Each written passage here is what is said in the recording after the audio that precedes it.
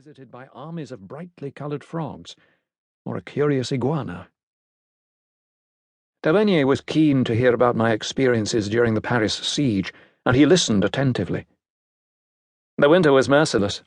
People in the poor districts, driven mad through starvation, were breaking into cemeteries, digging up corpses and making gruel with pulverized bones.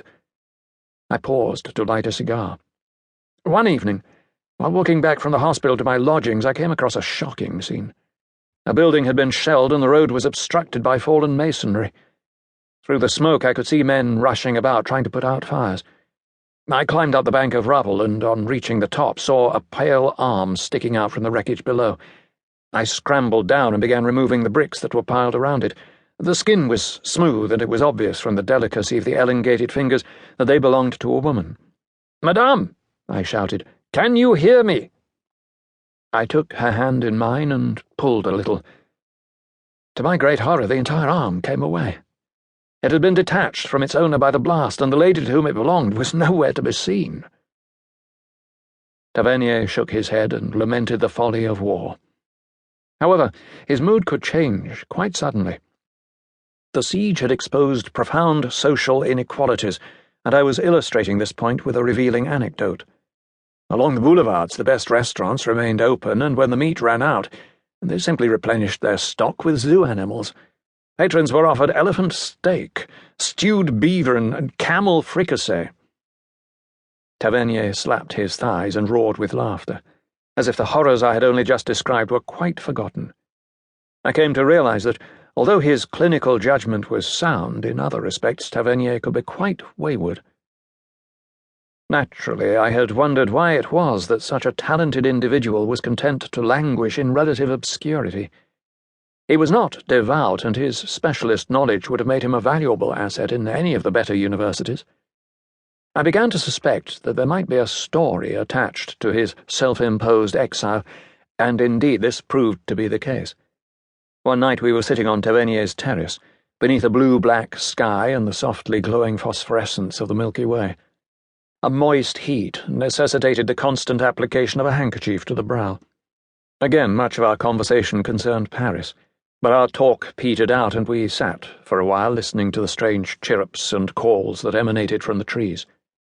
Tavernier finished his rum and said, "I can never go back." "Oh?" I said. "Why not?" "My departure was—" He paused, considering whether to proceed. "Undignified." I did not press him and waited. "A matter of honour, you see. I was indiscreet, and the offended husband demanded satisfaction. 25 paces, one shot, the pistol to be brought up on command." "You killed someone?" Tavernier shook his head. "He didn't look like a duelist. In fact, he looked like a tax inspector, quite portly, with a ruddy complexion. After agreeing to his conditions, I learned that he had once been a soldier. You can imagine what effect this information had on me." I nodded sympathetically. "The night before," continued Tavernier, "I couldn't sleep and drank far too much brandy. When dawn broke, I looked in the shaving mirror and hardly recognized myself. Bloodshot eyes, sunken cheeks, my hands were trembling. The thought occurred to me, 'This time tomorrow you will be dead.' My seconds arrived at 7 o'clock. 'Are you all right?' they asked. 'Yes,' I replied, quite calm. 'Have you had breakfast?' 'No,' I replied, 'I'm not hungry.' Another gentleman, the doctor, was waiting in the landau. I shook his hand and thanked him for coming. When we got to the Bois de Vésinet, the other carriage was already there. I looked out of the window and saw 4 men in fur coats, stamping their feet and blowing into their hands to keep them warm. My seconds got out first, and then the doctor, but I found that I couldn't move. The doctor came back and said, 'What's the matter?' I was paralyzed. It was obvious that I wouldn't be able to fulfill my obligation. 'I'm sorry,' I said. 'I'm not feeling very well. A fever, I think. I'm afraid we'll have to call it off.' I was taken back to my apartment, where I spent the rest of the day in bed.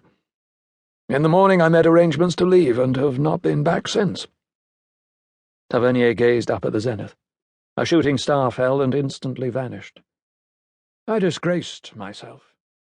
But